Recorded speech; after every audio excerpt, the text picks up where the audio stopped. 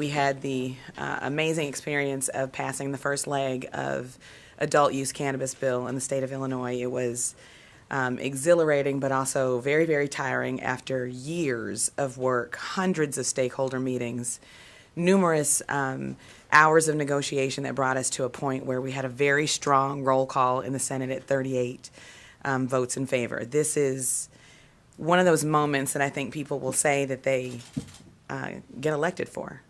This has the possibility of being transformational in ways that most legislators hardly ever get a chance to see.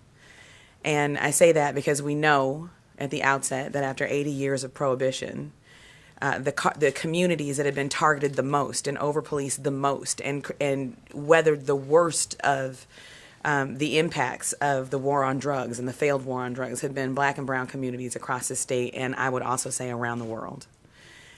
This bill is the strongest, most equity-centered, most comprehensive piece of cannabis legislation that includes a historic number of expungement provisions that exist now in the country.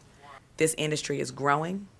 There's not a single person in this building that can stop this industry from growing. We know that our children have easy access to products laced with God knows what by neighborhood folks who ain't asking your kids for an ID.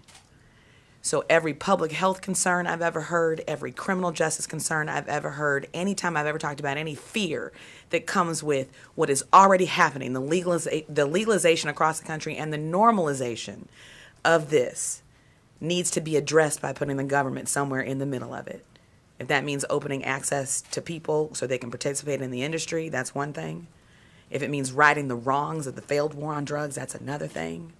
If it means making sure that people have a safe, regulated, legal product where you know what's in it and you know that you're not going to accidentally die for something, that's another thing. There's a lot of work that went into this. I could not be more proud to stand here and talk about the fact that this kind of legislation drafted the way it is does not exist anywhere else in this country. This is step one. Not the last step, step one.